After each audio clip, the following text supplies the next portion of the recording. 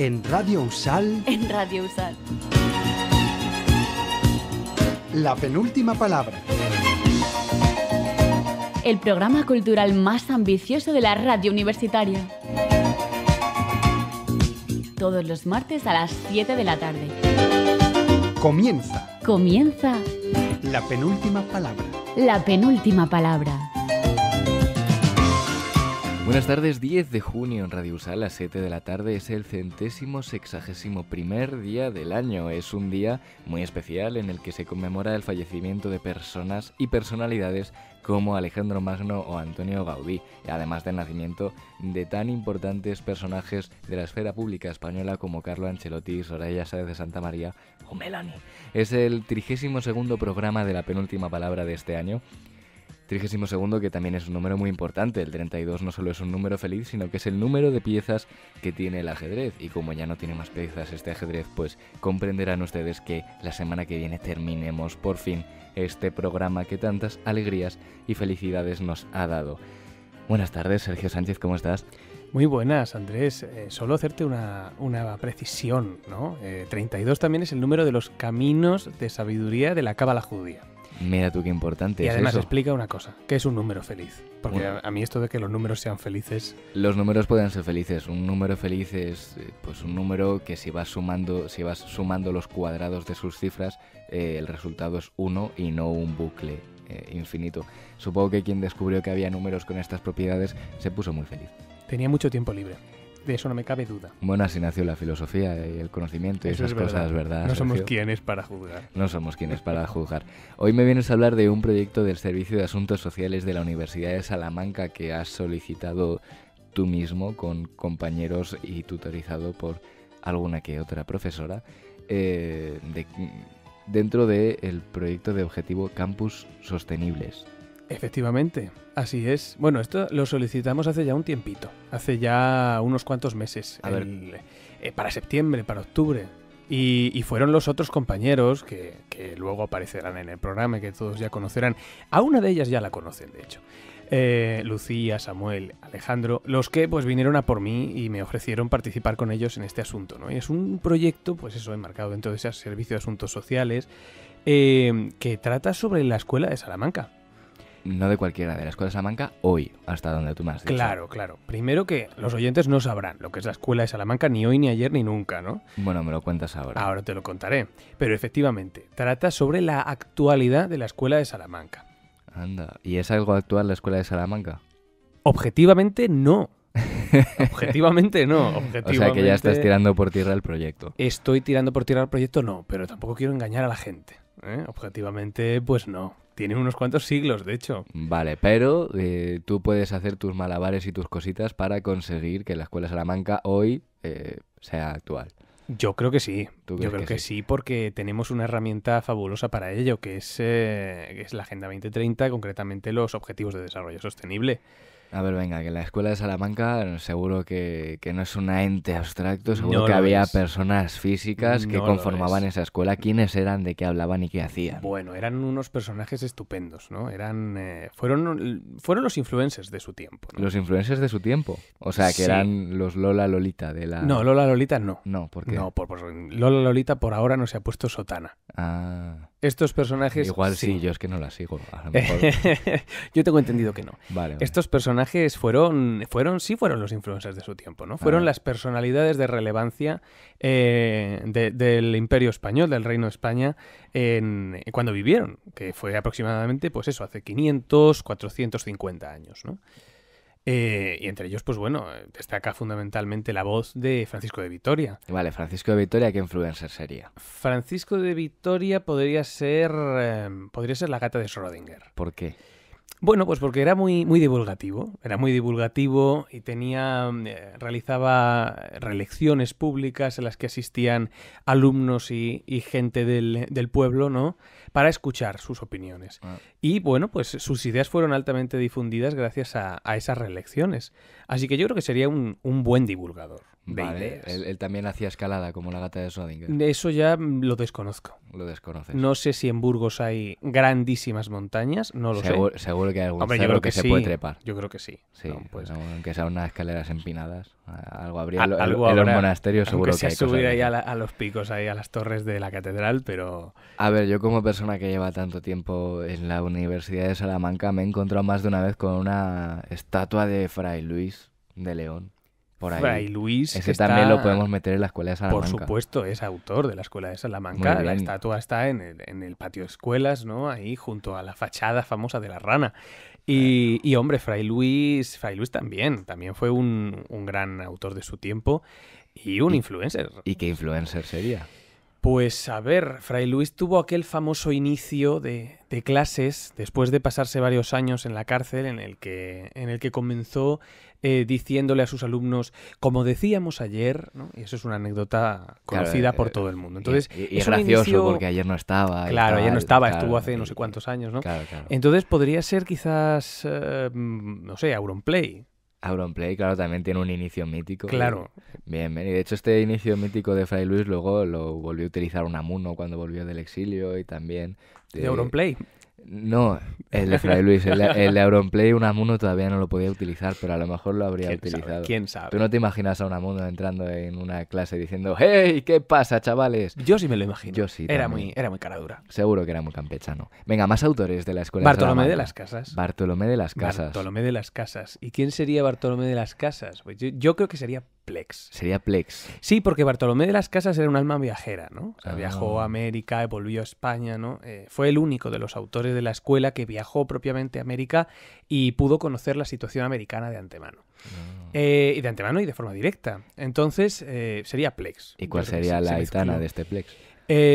Los indígenas, el Los- pueblo indígena, ¿no? El pueblo indígena en su totalidad. Amaba al pueblo indígena con total profundidad.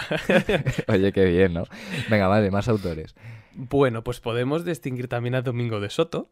Domingo de Soto que también coincidió en tiempo y en ideas con Francisco de Vitoria. Y bueno, pues Domingo de Soto podría ser este youtuber e influencer que hace experimentos en su casa y que ha estado perseguido incluso por las fuerzas del orden, por hacer cierto experimento, cierto bombazo de experimento. Sí, ¿no? Por hacer explosivos. Fabricación Explosivos ilegal de caseros. explosivos. Que sería ese. Bueno, Alberto H. Romp. Yo creo que sí, porque tenemos que tener en cuenta que Domingo de Soto realizó experimentos, ¿no? Y se le conoce por haber descubierto, o supuestamente haber descubierto, ¿no? Con ciertos matices, pero sí esa ley de la caída de graves que va a ser básicamente la predecesora de la ley de gravedad de Newton. Oye, qué chulo. O sea, que estos de la escuela de Salamanca no solo pensaban que la gente esa rara de otros continentes era personas, sino que además también influía en la ciencia de la época. Sí, sí, claro. O sea, eran como buenos humanistas que eran, intentaban darle a todos los palos, por decirlo de alguna manera. Qué chulo, qué chulo. Y luego, pues también le daban a la política, por supuesto. O sea, todos los que he mencionado hasta el momento le dieron a la política. Pero bueno, hay un hombre que destaca especialmente por sus ideas políticas que son especialmente rompedoras, que es Francisco Suárez. Es Francisco Suárez, Venga, efectivamente. me he adelantado Este yo. te has adelantado. No pero- porque lo sepas, sino porque lo tengo delante en el guión. Bueno, Vale, ¿cuál de nuestras figuras públicas de hoy en día sería? No lo sé. Podría ser el cantante de Escape. El cantante de Escape. O si no, un groupie de Escape. Un groupie. Un groupie. Es que igual el cantante... Sí. Yo no veo al cantante de Escape mucho de llevar crucifijos. Por lo menos no en un sentido objetivo, Bueno, hombre, literal. Hay que traer la escuela de Salamanca a la actualidad, hay que Sí, cambiar sí, eso- ciertos eso- matices, eso ciertas sí, ¿no? cosas. Pero claro, que ¿por qué un groupie de Escape? ¿O por qué incluso el cantante de Escape? ¿No? Bueno, pues porque Francisco de Suárez, como muchos pensadores jesuitas, que era la orden a la que él pertenecía, abogaban porque si un gobernante es injusto con el pueblo, si es absolutamente, digamos, opresor, como después desarrollaremos con mis compañeros, pues el pueblo tiene derecho a cargárselo. Entonces, claro, a todos nos viene a la cabeza esa famosa canción de Escape de Jaque al Rey. Claro. ¿Cuál era el Juan Carlos I de aquellas tiempos? El Juan Carlos I de aquellos tiempos, pues tendría que hacer memoria ahora mismo, pero uno de los Felipes. Uno de los Felipes. Uno de los Felipes, no el sexto, por supuesto, ni el quinto tampoco. Pues otro de esos. Muy bien. Pues tenemos ya aquí 5 de los influencers de la época. Ahora hablaréis de ellos, mejor o peor, pero ¿por qué hablar de la escuela de Salamanca hoy? y ahora, y en este momento, y en este instante preciso. Bueno, claro, nada es casualidad en la vida, probablemente algunas cosas sí, pero hablar de la Escuela de Salamanca No nos hemos hoy, conocido por casualidad, estábamos predestinados. estábamos predestinados a conocernos, Andrés. Muy Y bien. a grabar la penúltima palabra. Vale, pues eso es lo más importante del programa de hoy. Pero venga, ¿por qué hablar de la Escuela de Salamanca hoy? Pues porque se cumplen 500 años de que Francisco de Vitoria, que es el autor más representativo de la escuela, llega a Salamanca. Gana la cátedra de Prima de Teología y se convierte en la voz, probablemente una de las voces más escuchadas del reino, ¿no? O sea, se convierte casi, no diríamos en el confesor o en el consejero real, pero sí en una voz de autoridad a la que los reyes van a consultar. Carlos I, por ejemplo, va a consultar a Vitoria, o las ideas de Vitoria van a tener importancia para Carlos. Entonces, conmemoramos ese 500 aniversario, ese quinto centenario.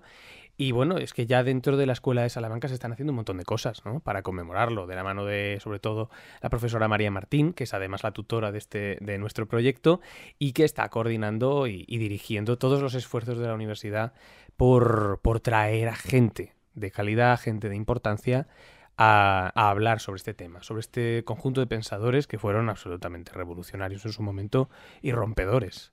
Muchos de nuestros oyentes se creen que cuando hemos dicho que tú tenías muchos años estábamos jugando una broma, pero no era una broma. ¿Tú qué hacías en aquellos tiempos? ¿A qué te dedicabas? Pues yo en aquellos tiempos estaba trabajando esquilando ovejas. Esquilando ovejas. Sí. Y llegaban los pensamientos, impregnaban tu lana. No trascendía de esto me he tanto. enterado después. No había buena prensa en aquella No época. había tanta buena prensa, claro. Pero sí que vi a Vitoria llegar a Salamanca, claro. Yo estaba allí esquilando y él llegó allí con un carro de mala muerte y llegó a Salamanca. Sí. Estaba bien la industria ovina en aquellos tiempos. Estaba bien, estaba mejor que ahora. En Salamanca. Estaba Sí, mejor que vale. ahora. Sí. Muy bien, pues me has dicho que vas a traer a tus compañeros del proyecto a hablar de la Escuela de Salamanca. ¿Y Sí. eso es de qué vais a hablar exactamente? Voces jóvenes, vamos a tratar de hacer una tertulia, ¿no?, para sacar lo que son los matices, los elementos más importantes de cada uno de los pensadores que hemos mencionado hasta el momento, ¿no? Vitoria, Soto, Fray Luis, Las Casas y Suárez. Y bueno, hay que decir que en el proyecto somos 5, entonces claro, nos hemos organizado cada uno con un autor especialmente. Hoy nuestra compañera Paula no va a poder estar, pero los 4 que estamos pues también tenemos a nuestro autor predilecto y claro, desde nuestra más o menos especialización vamos a tratar de ahondar en los temas, ¿no? Y finalmente pues seguramente acabemos tratando algún asunto ético, algún asunto moral desde la actualidad, desde los objetivos de desarrollo sostenible. Primero la escuela, luego de Salamanca y luego ya lo de hoy, ¿no? O sea, Sí, todo vale, eso es orden 3 bloques. tiene su razón. Todo orden tiene su razón. Exacto. Vale, oye, ¿me permites que hoy no hable mucho? Yo te permito lo que tú quieras. Es ¿Cómo no le voy a permitir yo al jefe que haga algo? Claro, es que como que me da un poco de miedo el tema, es así como muy grandilocuente, Bueno. habéis estudiado mucho y yo como que... Bueno, hemos estudiado lo justo, ¿eh? Sí, Pero bueno, tú puedes escuchar y formarte. claro, o sea, yo hoy me callo ahora y me voy al rol de oyente para el resto del programa. A mí con que sigas dándole a los botoncitos, que es lo, Claro. es lo que mejor se te da en la Es vida. Lo que mejor se me da en la vida es pulsar botones, Sergio, que bien lo has caracterizado. Ah, que sí, que generoso soy contigo. Sí, porque la filosofía no... Bueno, pues esperamos que en este 161º día de este año 2025, en el que se conmemora el 5º centenario de la Escuela de Salamanca, en el que se conmemora el 32º programa de la 3ª temporada de La Penúltima Palabra, no me creo que no me haya trabado todavía, Digo yo. vamos a escuchar un poquito más sobre la Escuela de Salamanca aquí en Radio Sal. La tertulia de la penúltima palabra. Aquí, en Radio Sal.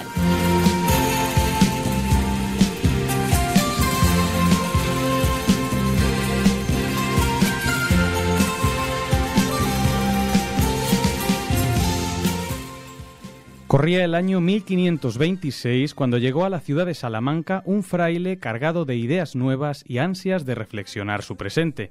Su nombre era Francisco de Vitoria, un dominico burgalés nacido en 1483 que había obtenido la cátedra de Prima de Teología. Fue ese acontecimiento el que le convirtió en una de las voces más consultadas y respetadas del tiempo en que vivió, pero no fue la única.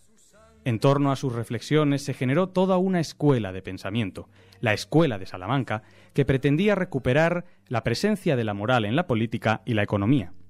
La organización del Estado y de la sociedad no podía ser un asunto únicamente jurídico, sino que también las disonancias éticas merecían aparecer en escena. Pensadores de la talla de Bartolomé de las Casas, Domingo de Soto, Fray Luis de León o Francisco Suárez continuaron las líneas temáticas de Vitoria y generaron una nueva forma de pensar que extendió sus influencias hasta la misma actualidad. Para hablar de la Escuela de Salamanca en el mundo de hoy, cuento con la ayuda de unos buenos compañeros y amigos a los que procedo a presentar. Lucía Fernández, bienvenida. Buenos días. Samuel Gil, muy buenas. Buenos días, encantado. Y Alejandro Hernández, ¿qué tal? Muy buenas. Pues con ellos vamos a hablar precisamente de la Escuela de Salamanca.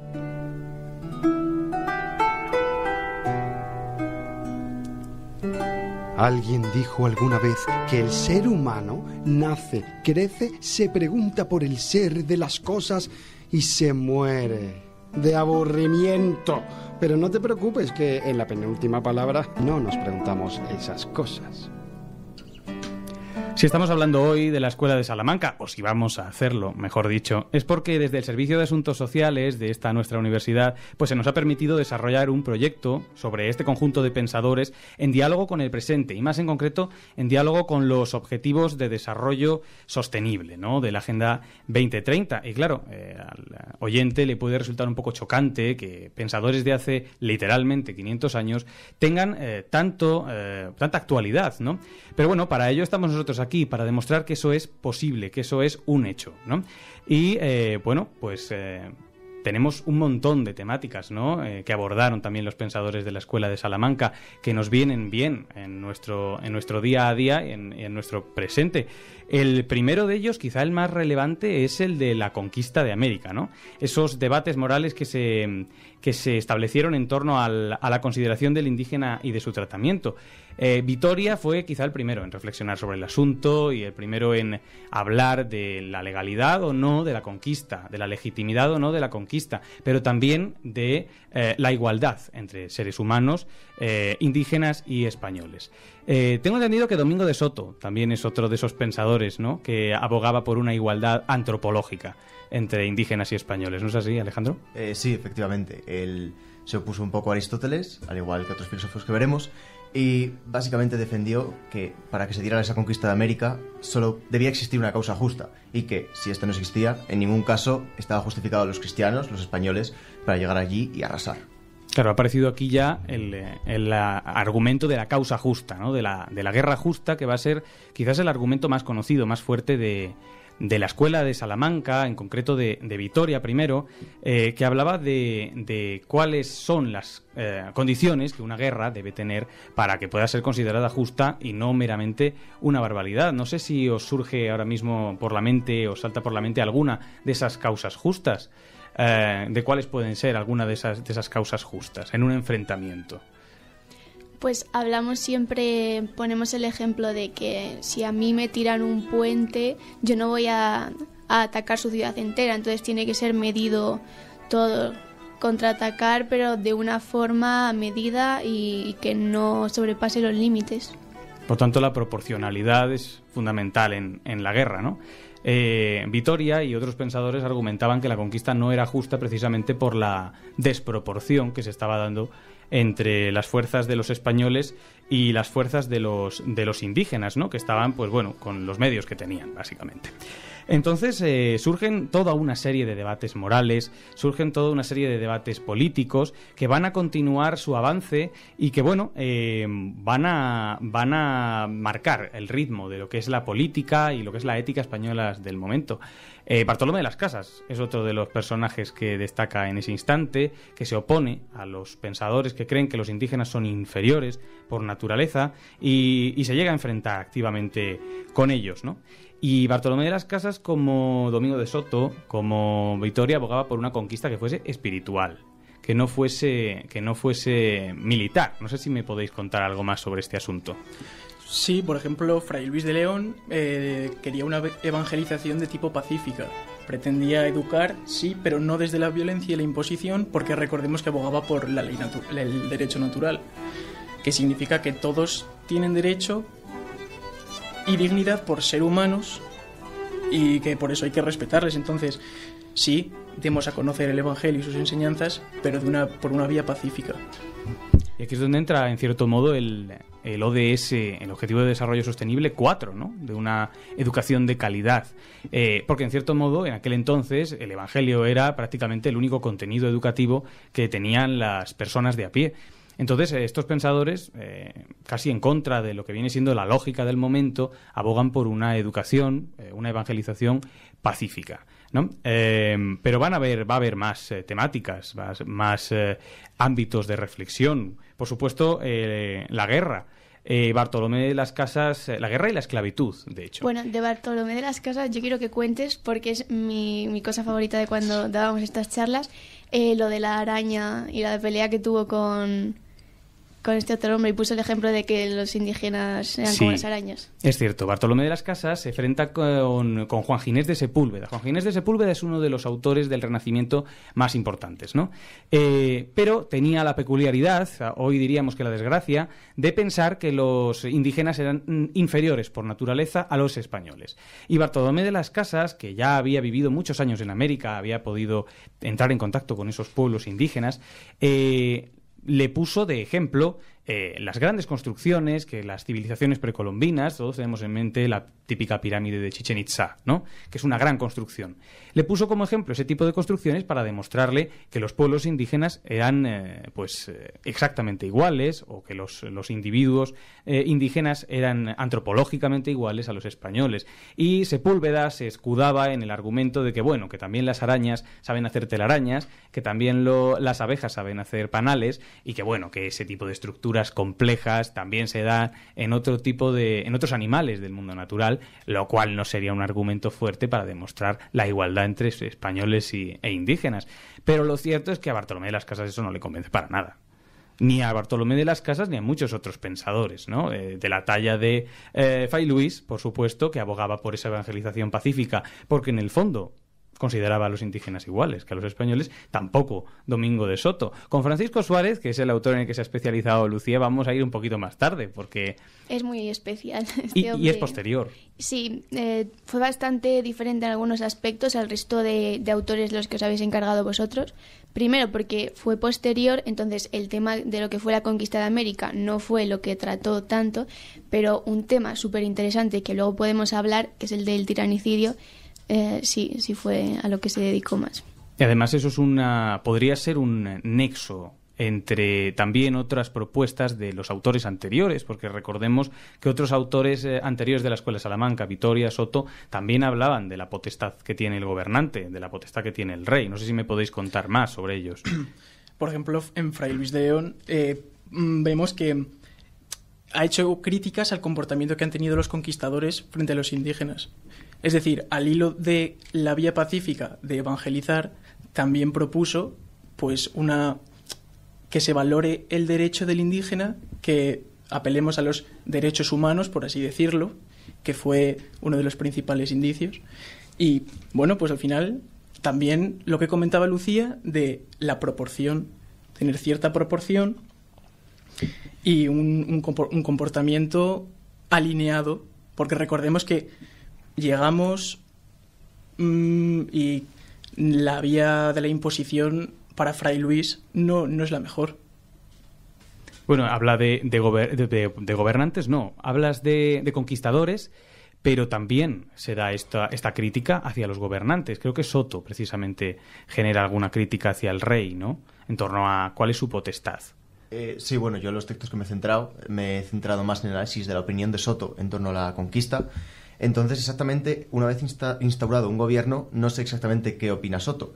Solo que sí, con la llegada de los conquistadores, sí que reflexiona sobre la potestad que tiene ese rey para aplicar ciertas medidas al pueblo y, por ejemplo, reflexiona sobre la esclavitud, que es un tema que actualmente parece que está un poco de lado en la reflexión ética, pero básicamente defiende que el rey no podrá esclavizar a cualquier ciudadano siempre y cuando no tenga una causa justa para hacerlo. Al igual que hablaba de la conquista, de que una guerra solo puede darse cuando hay una causa justa detrás, en la esclavitud igual. Acepta esa esclavitud, pero siempre con una causa justa, un motivo racional.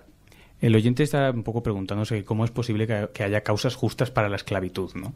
Pero debemos entender una cosa. En aquella época, lo que hacen estos pensadores es luchar contra la tiranía, que podríamos decir, de lo jurídico. Es decir, todos los asuntos políticos se trataban solo desde el derecho. Y ellos reclaman la necesidad de que se traten también desde la ética, ¿no? Que es precisamente lo que ellos hacen. ¿Por qué? Pues porque si no, se producen casos como el famoso texto del requerimiento, por el cual los españoles establecían, y eso era una ley aprobada por el rey, por el rey Carlos I en aquel momento, era una ley que decía que todos los indios que no aceptasen el poder, el gobierno de los españoles y la autoridad del Papa podían ser esclavizados, y sus mujeres y sus hijos podían ser esclavizados. Por tanto, claro, de ahí que se reflexione sobre la legitimidad de la esclavitud. Esa esclavitud que venía solo del derecho no es ética, no lo consideraban ética. Pero ellos sí que hablan de que alguna causa, por ejemplo, un mal comportamiento, una persona que genera muchos males a una sociedad, va a poder ser esclavizado. E incluso, como va a decir luego Suárez sobre el gobernante, ¿qué vamos a poder hacer con un gobernante que es tiránico? Matarlo. Desarróllame esta idea, porque es muy interesante. A la gente le suele chocar. ¿Puedo contar un poquito la historia? Es que me parece súper buena. Por supuesto.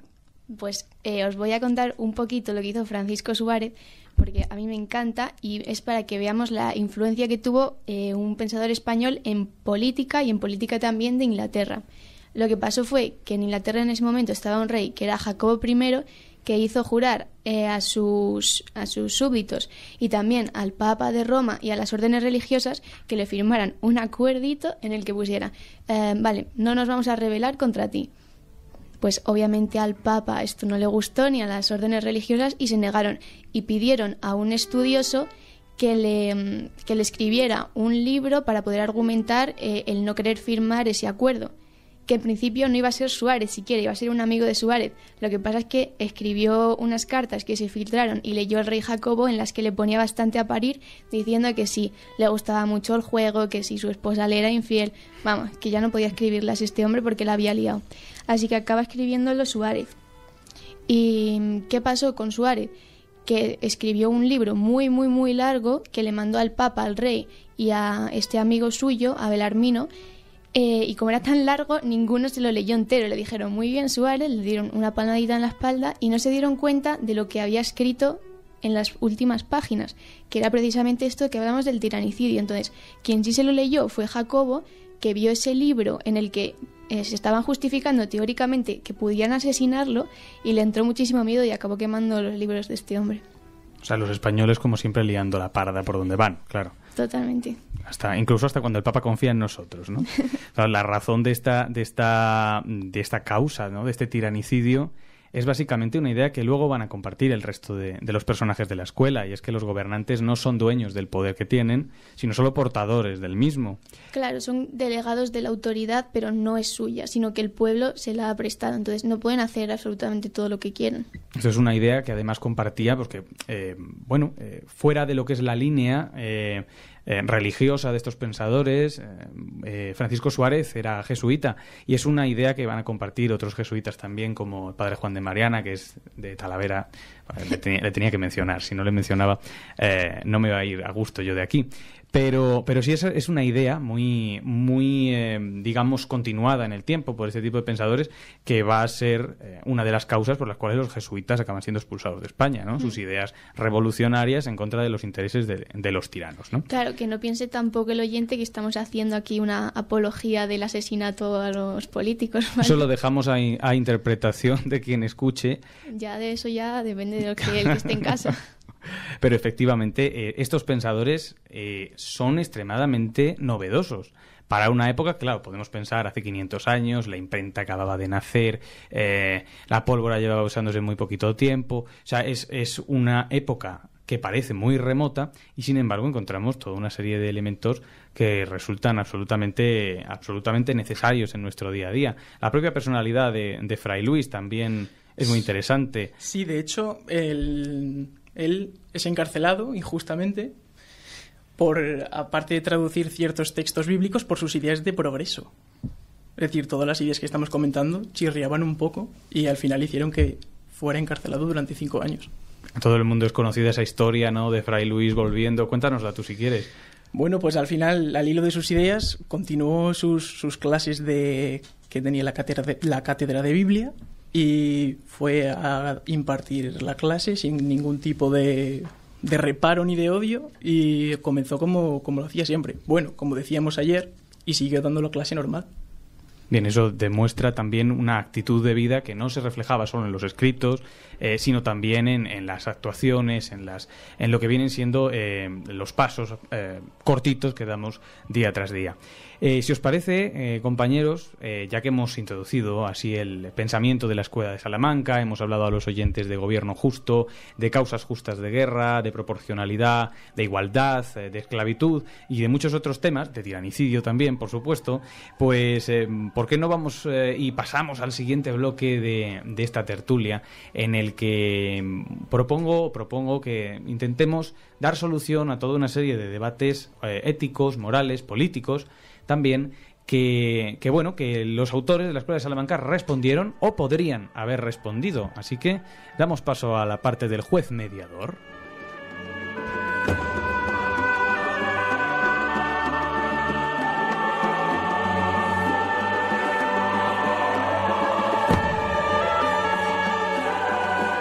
En Radio Usal, la penúltima palabra.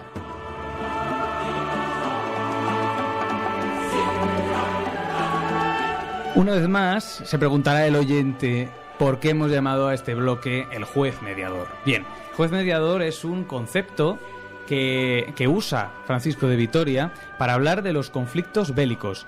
¿Y qué es el juez mediador para Vitoria? Bueno, pues es una figura imparcial que va a tratar de dar solución o de finalizar este tipo de conflictos, de guerras, pues escuchando tanto a una como a otra parte y estudiando cuáles son sus razones, sus causas, sus actuaciones durante la contienda, ¿no? Y eso es precisamente lo que venimos nosotros a hacer hoy aquí, ¿no? Hacer de jueces mediadores, usando, por supuesto, los argumentos de la Escuela de Salamanca. Entonces, me gustaría lanzaros un debate que ya hemos tratado en algún instituto de los que hemos visitado, pero que, bueno, no deja indiferente a nadie y además ya ha salido por aquí encima de la mesa y a Lucía siempre le encanta este tema, ¿no? Que es que ¿qué debe hacer el pueblo ante un tirano que subyuga a la ciudadanía? Así que, por supuesto, conocemos la propuesta de Suárez, ¿no? Entonces, ¿me estás pidiendo mi propuesta? Estoy pidiendo qué opináis vosotros, claro. Sí. Es que no quiero ir a la cárcel yo desde aquí. No, todavía creo que en la democracia en que vivimos no te pueden hacer eso tanto. De momento. Bueno, no sé, a ver. Ante un tirano que subyuga a la ciudadanía, yo personalmente abogaría por pueblo unido contra el tirano. Yo no entraría en temas de violencia física contra la persona directamente, pero a mí no me importaría hacer un poco de disrupción, no sé. Revolución. Podemos cercar casas, podemos quemar contenedores, yo qué sé, si se está pasando mucho, ¿no?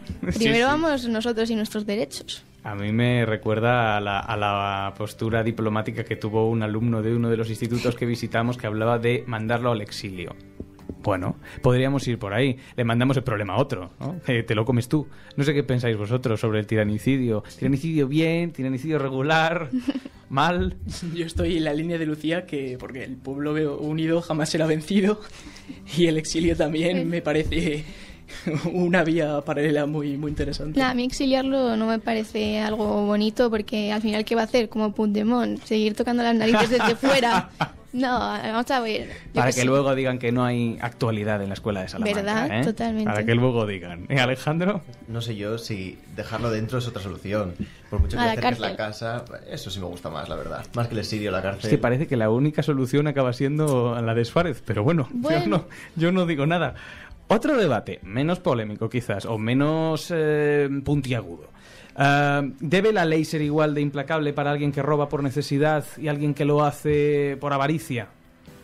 Esto nos ha causado problemas diversos en una charla que hemos estado dando en el CMI Trujillo, porque había mucha diversidad de opiniones y, bueno, casi que nos muerden. Sí, además este debate, acordaos que nos llevó 1 hora o así, Una hora y media, cosa efectivamente. impresionante.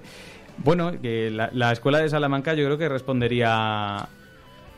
Fray Luis en concreto tiene algo que decir. Sí, diría que, bueno, que no debería ser la ley igual. Deberían estudiarse las implicaciones que hay. Como, por ejemplo, familia, causas directas, causas más indirectas, la cantidad del robo, bueno, todas esas cosas que están detrás del robo y que pueden hacer que sea más digno o menos digno. No es robar por lujo, al final es robar por algo básico. Sí, además creo que no hay nada más básico para el ser humano que mantenerse en la existencia, es decir, que sobrevivir. Por tanto, quedaría más o menos justificado desde el punto de vista ético, moral, el robar por necesidad, si nuestra vida depende de ello. No sé si tenéis algo que aportar al respecto, sobre si vuestros pensadores dicen algo. No, los pensadores no, yo como Alejandro y no como Soto. Yo creo que es una solución bastante actual y realista. Por desgracia, en el mundo en el que vivimos, no todo el mundo tiene esas necesidades básicas resueltas, entonces y también bastante común entre la población esta idea de si alguien roba para comer, no es tanto un robo, sino una necesidad. Me parece bastante... Sinceramente, bien no me parece, pero si fuera yo quien estuviera en una situación de ese tipo de necesidad, pues si no me quedara otra, por supuesto que lo haría, y quien diga que no, yo no me lo creo. Y no tanto por ti, sino por familiares, por cualquiera. Yo creo que todo el mundo, si le aprietan las tuercas como deben, acabaría cayendo. Bueno, es pesimista, Sí. pero... No tanto. Bien, de pesimismo seguimos hablando porque la guerra es la cosa más terrible del mundo. Y me gustaría preguntaros, por supuesto, también sobre la postura de los autores de la escuela, pero también sobre qué pensáis vosotros, ¿no? Sobre si es preferible que la respuesta a un ataque bélico, es decir, si un país ataca al nuestro, ¿creéis que la respuesta debe ser proporcional, mantener esa proporcionalidad que nos lleva a tener una causa justa para responder? ¿O creéis que debe ser una respuesta lo suficientemente fuerte y contundente como para que al otro se le quiten las ganas de andar tonteando con nosotros, de volver a bombardearnos, de respondernos otra vez? Es que si empezamos con esas, ahora mismo, ¿cuál es el ataque en el mundo actual que dejaría que un país no volviera a atacar a otro? ¿Una bomba nuclear? ¿Vamos a llegar a ese extremo para parar todas las guerras? Bueno, si nos extinguimos, claro que no nos pelearíamos, ¿no? No, desde luego que es la única solución plausible y la única que acabaría totalmente con los conflictos. Sí. Yo, recogiendo un poco también el planteamiento de Fray Luis, bueno, aparte de sus clases, que enseñaba más allá de lo académico, enseñaba lo ético, si se llega a dar una problemática así ahora mismo, que espero que no suceda, él abogaba por la formación intelectual para resolver los problemas por la vía diplomática. Es decir, si nos adentramos en formar al ciudadano, quizá no se den estos conflictos, lo cual enlaza muy bien con el ODS que trabajamos, que es el número 16, Paz, Justicia e Instituciones Sólidas, y el de Educación. Sí, por supuesto. De hecho, es prácticamente como si el 4 llevase al 16, ¿no? Sí. Como si una educación de calidad nos permitiese mantener una paz y unas Por lo tanto, instituciones si sólidas. no llegamos a ese extremo formando la población y sentando unas bases, ese problema que nos quitamos. Ya, ojalá se formara la población como Dios manda. Alejandro. A ver, yo creo que para opinar en estos temas en el mundo actual, creo que es muy diferente la opinión que puede dar Soto o cualquiera de nuestros autores a la que podemos dar nosotros, porque en la época de Soto o Fray Luis no había capacidad de destrucción masiva. No era un país, no tenía potestad, o sea, no tenía capacidad militar para aniquilar a otro al completo. Entonces creo que es un punto importante a tener en cuenta en la reflexión, porque antes no existe esa capacidad y ahora ya, por desgracia, numerosos países tienen la capacidad de acabar con todo. Entonces creo que de cara a los dilemas es bastante importante tener eso presente.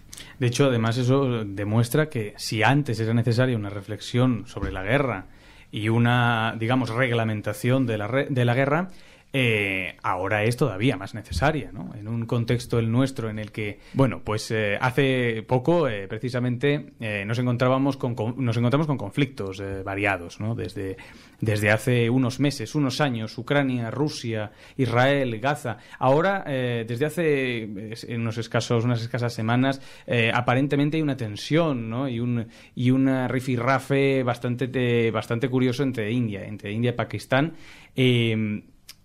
que puede llevarnos a unas consecuencias terribles, ¿no? La guerra es de actualidad. Sí. El ODS 16 es necesario. Recordemos que es de esos dos países de los que estamos hablando, Pakistán e India, que bueno, todavía está la cosa muy al principio, entonces tampoco vamos a opinar aquí demasiado, pero ambas son potencias nucleares, por lo que esta reflexión de la que hablamos, este punto importante y novedoso respecto a la reflexión de los de la Escuela de Salamanca, creo que es más importante que nunca.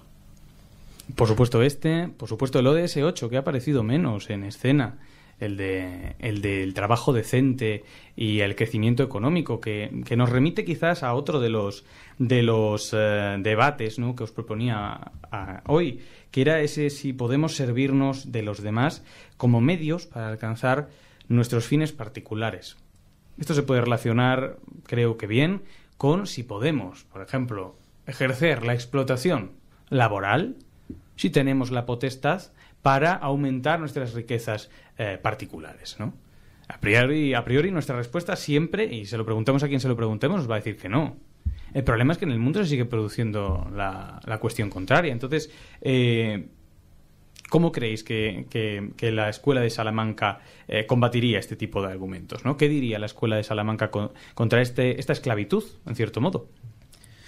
Pues para mí una de las principales claves sería trabajar con propósito, trabajar ya no por reporte económico, por reporte anímico, priorizando el bienestar y no la economía.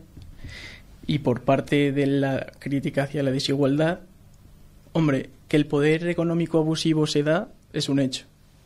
Ahora, creo que es un problema de todos paliarlo, porque al final las grandes empresas, las multinacionales, todo eso, consumo, sí que están generando bastante desigualdad. Producción, ventas, compras, al final hay un margen de trabajadores que no deja de trabajar mucho y se lleva muy poco. Y la venta genera mucho, pero al que lo vende y no lo trabaja. Entonces, ahí sí que hay una desigualdad bastante grande. Y un trabajo que quizá no es muy decente, pero sí genera un reporte económico a quien le interesa. Sí, además hay esa utilización de los demás como medios para nuestros fines. Al final los que se enriquecen son, como has dicho, muy pocos y además enriquecen mucho, ¿no? Entonces es una cuestión de actualidad, de nuevo, como la guerra y como el robar por necesidad. Son todos problemas que surgen en nuestro presente, en nuestro día a día, a los que nos podemos enfrentar en cualquier momento y para los que nos conviene tener toda una serie de bases teóricas, ¿no? De bases éticas también y no solo jurídicas. Que nos permitan reflexionar sobre ellos, tomárnoslos con el tiempo necesario, con la paciencia necesaria y poder, así, demostrar que pensadores como los de la Escuela de Salamanca tienen todavía vigencia 500 años después de su comienzo o de su inicio filosófico y que sus argumentos son perfectamente utilizables en el mundo de hoy. Y pues ya hemos llegado al final de la tertulia, hemos agotado el tiempo, así que, compañeros, muchísimas gracias por ilustrarnos con vuestras palabras y por demostrarle a la audiencia de la penúltima palabra que la Escuela de Salamanca vale la pena, que la Escuela de Salamanca debe ser algo mucho más conocido y pues nada, y que es de actualidad. Muchas gracias. Sí, gracias a ti, Sergio. Gracias. Y nos vemos en más charlas o programas que tenemos que dar. Estén ustedes atentos, que también la Escuela de Salamanca tendrá su espacio en Radio Universidad de Salamanca. Acabas de escuchar la penúltima palabra. Para seguir escuchándonos y no perderte ningún episodio, puedes seguirnos en Spotify o en redes sociales. Volvemos el próximo martes a las 7 de la tarde. ¡Hasta más ver! ¡Chao!